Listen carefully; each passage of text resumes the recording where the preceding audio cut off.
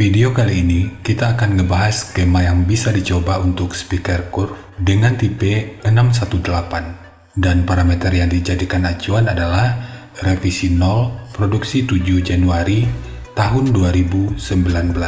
Untuk skema referensi dari pabrikan adalah seperti ini. Dan seperti biasa, di video kali ini gua coba explore lebih jauh sehingga referensi skemanya bisa menjadi lebih variatif.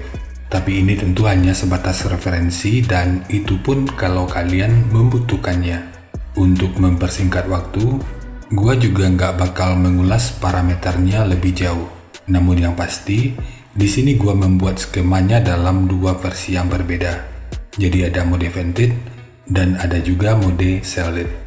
Kita lanjut ke referensi atau hasil kalkulasi yang gua jadikan acuan dalam membuat skemanya. Untuk mode vented, referensi yang gua gunakan adalah seperti ini.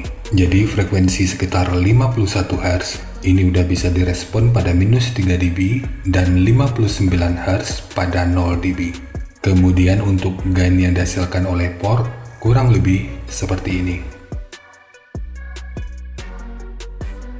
Secara teori, di sini port akan membantu dalam merespon frekuensi bawah hingga sekitar 36 Hz pada minus 3 dB. Kemudian untuk mode solid kurang lebih seperti ini. Untuk responnya memang jauh lebih baik, namun frekuensi bawah tentu akan menjadi lebih terbatas. Jadi frekuensi sekitar 69 Hz ini udah bisa direspon pada minus 3 dB dan 83 Hz pada 0 dB. Lalu mana yang lebih baik? Kalau mana yang lebih baik, ini tentu balik ke kebutuhannya. Kalau ingin menjadikan ini sebagai driver utama, solid sebenarnya masih cukup layak untuk dicoba. Namun tetap aja, ini akan lebih optimal jika dijadikan sebagai speaker satelit dari sistem 2.1 atau 2.2 aja. Kalau ingin jangkauannya lebih rendah, maka mode vented biasa tentu bisa jadi pilihannya. Di sini gua akan membagikan beberapa skema yakni 4 mode vented dan 1 mode solid. Jadi nanti tinggal dipilih aja sesuai kebutuhannya. Jadi ini mode two-way, ini mode two-way double woofer, ini mode 2.1 atau 2.2, ini mode two-way dengan 4 driver, dan ini mode solid. Jadi dalam video kali ini gua contohkan satu ini aja. Jika nanti kalian ingin mengembangkan, volume internal dari box solid ini adalah 12 liter. Jadi kalau pakai 2 driver, nanti volume internalnya tinggal dikali 2. Untuk bentuk box, nanti silakan disesuaikan aja dengan selera. Catatan penting sebelum kalian nyoba, mode two-way double woofer dan mode 2.1 atau 2.2, ini driver utamanya kan ada 2. Jadi pastikan untuk menggunakan crossover pasif yang cocok. Ini mengingat impedansi speaker ini cukup rendah, yakni di 6 ohm. Kalau ingin langsung main paralel, total impedansinya akan menjadi 3 ohm. Dan saat speaker bekerja, impedansinya bisa aja di bawah itu. Jika tanpa bantuan crossover pasif dan ingin aman di mode paralel, pastikan amplifiernya mampu bermain di beban 2 ohm. Jadi jangan sampai salah sambung, karena amplifier bisa saja overload meskipun secara teknis watt driver ini terlihat kecil. Kalau mode two-way biasa, ini tentu akan lebih aman karena hanya menggunakan satu driver aja. Sementara mode two-way 4 driver, ini bisa diakali dengan menggunakan pengabelan seri paralel di keempat driver utamanya. Sekarang kita bahas aja skemanya. Untuk material yang digunakan, ini menggunakan material dengan ketebalan 12 mili. Kita mulai dari mode vented. Untuk mode two-way biasa ini, ukuran terluarnya adalah 240 x 350 dikali 360. Ukuran internalnya untuk port, ukuran portnya adalah 30 mili. Kemudian triplek yang ini ukurannya 168 mili. Untuk tweeter, ini sebenarnya opsional karena respon frekuensi dari drivernya sampai di 11,7 kHz. Tapi kalau kita ngelihat grafik responnya, ya ini tentu nggak bakal bisa begitu optimal. Jadi menambahkan tweeter tentu merupakan opsi yang cukup menarik, tapi yang nanti bisa disesuaikan aja dengan kebutuhannya. Kita lanjut dengan mode two-way double woofer.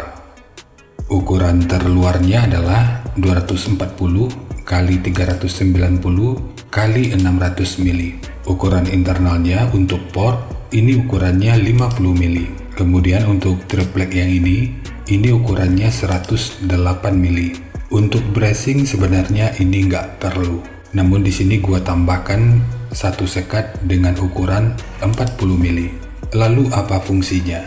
Fungsinya adalah sebagai pengontrol dari volume internal agar tuning box-nya itu nggak berubah.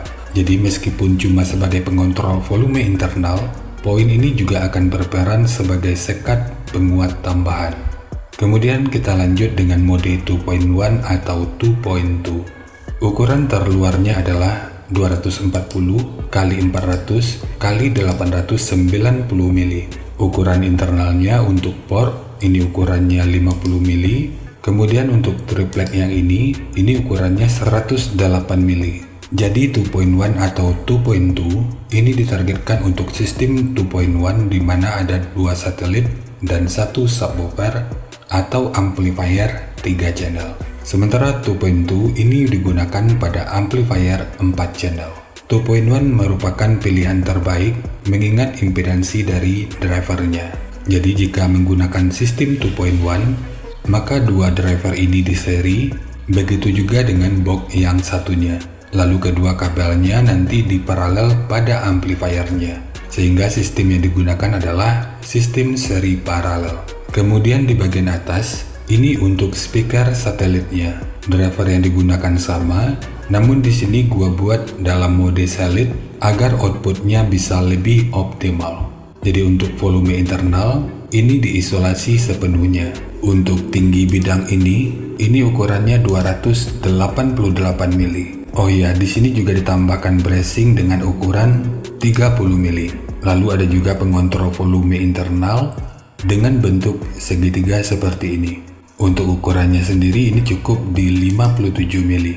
Agar penerapannya bisa lebih optimal, namun ini sifatnya opsional, gunakan equalizer yang udah ada output subwoofernya. Nanti di bagian frekuensi set di sekitar 100 Hz dan di equalizer parameter 100 Hz ini di 0 dB, kemudian frekuensi di bawahnya ini diturunin secara bertahap. Tujuannya agar speaker satelit nggak kerja ekstra, biar outputnya juga lebih jernih karena nggak tumpang tindih dengan output speaker yang ada di bawahnya.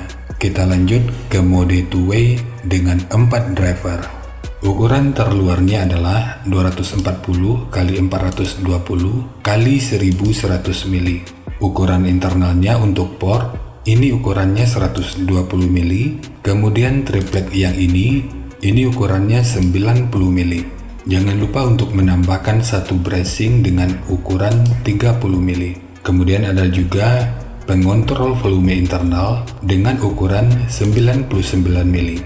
Namun di sini jumlahnya ada dua, satu di sini dan satu lagi di sini. Terakhir mode solid.